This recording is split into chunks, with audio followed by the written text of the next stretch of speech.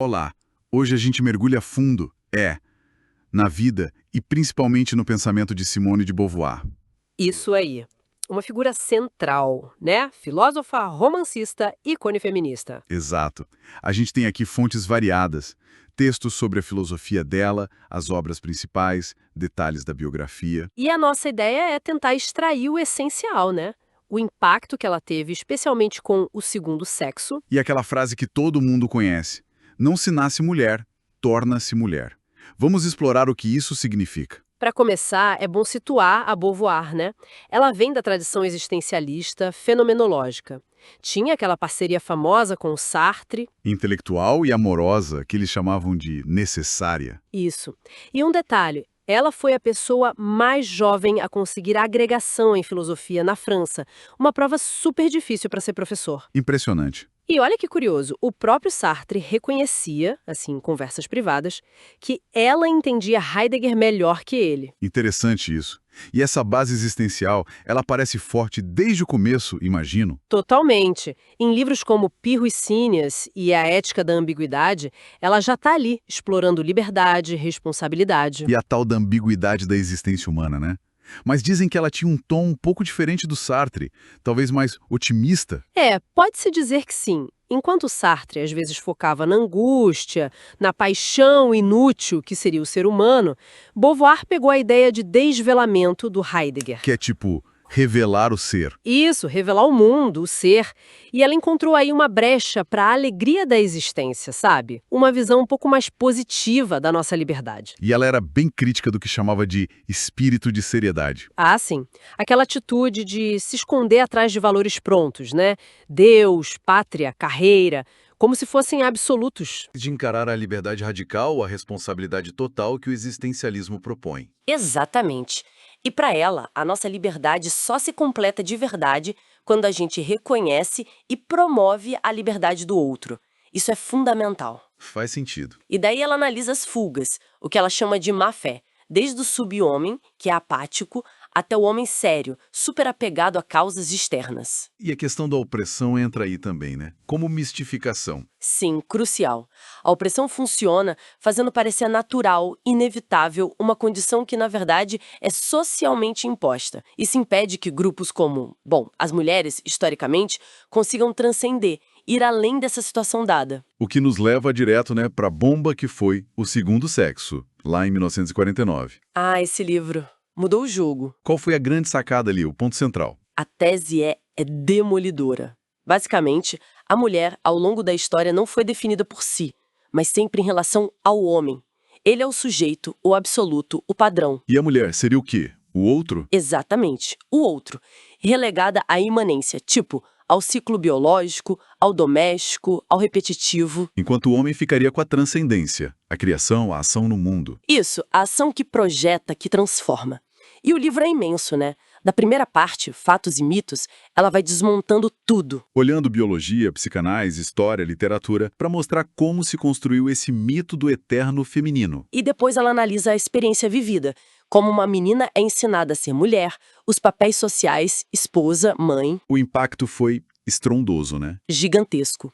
Talvez até mais fora da França num primeiro momento. Nos Estados Unidos virou o texto base da segunda onda feminista. Influenciou a Betty Friedan, Kate Millett. E na França, como foi recebido? No começo, muito mal, muita hostilidade, ataques, foi um choque. Depois, claro, vieram outras leituras, críticas também. Como as da terceira onda, tipo Bell Hooks, apontando que a perspectiva era muito focada na mulher branca de classe média, né? Sim, essa crítica existe e é importante. Mas as demandas que Beauvoir colocava ali eram bem concretas, né? Igualdade de direitos, claro, Independência econômica. fundamental. Direito à contracepção, ao aborto e uma crítica muito forte ao casamento e à família tradicional como instituições que mantinham essa situação de outro. E ela não ficou só na filosofia pura, né? Usou a literatura também. Muito. Os romances dela são tipo explorações filosóficas. Ela veio para ficar, trabalha muito a questão do olhar do outro, das relações a três. E os Mandarinhos ganhou o Goncourt, né? Um prêmio super importante. Sim, ali ela discute a responsabilidade dos intelectuais no pós-guerra. É bem denso. E não podemos esquecer de A Maioridade, sobre a velhice. Nossa, fundamental. Ali ela faz uma análise parecida com a de O Segundo Sexo, mas focando na opressão social contra os idosos. É um trabalho pioneiro mesmo. E as autobiografias, os relatos de viagem, América Dia a Dia, por exemplo? Tudo isso compõe o quadro, mostra o pensamento dela em ação, em diferentes contextos. Mas a figura dela não é isenta de polêmica, certo? Não, de forma alguma.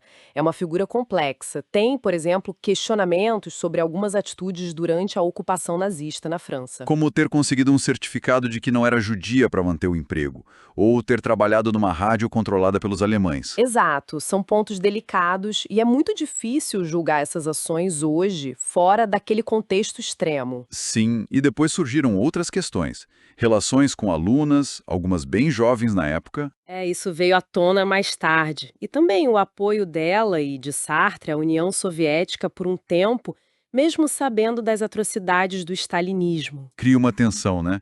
Entre a filósofa da liberdade e da autenticidade e algumas escolhas ou atos na vida pessoal. Cria, sem dúvida, o que nos leva a um retrato bem multifacetado. Existencialista, feminista pioneira, escritora engajada. Uma pensadora que realmente sacudiu as estruturas do seu tempo. Com certeza. A obra dela desafiou muita coisa estabelecida. E hoje, pensando agora, em pleno século XXI, qual a relevância dessas ideias? O que ainda ressoa? Olha, eu acho que ressoa muita coisa. A forma como ela analisou as relações de poder, a construção social do gênero, essa dinâmica sujeito-outro, Ainda ajuda a gente a entender o mundo? ajuda e muito. A própria ideia de que mulher é uma construção, não um destino biológico, é central em tantos debates atuais sobre gênero, identidade. As ferramentas que ela criou para pensar a opressão, o preconceito, continuam úteis. Totalmente. Para analisar racismo, classismo, outras formas de exclusão, a lógica do outro ainda explica muita coisa. Então, fica talvez uma pergunta para a gente pensar, né? Como lidar com o legado de alguém assim? Tão transformador nas ideias, mas com uma biografia que também levanta questões éticas complexas. Exato. Que balanço a gente faz entre a força da obra e as controvérsias da vida? É possível separar? É desejável? É a grande questão, né? Como abordar figuras históricas que são, ao mesmo tempo, geniais e humanas, com todas as suas falhas e contradições? Fica a reflexão. Gente, encontro vocês em outro podcast. Não esqueçam de se inscrever no nosso canal.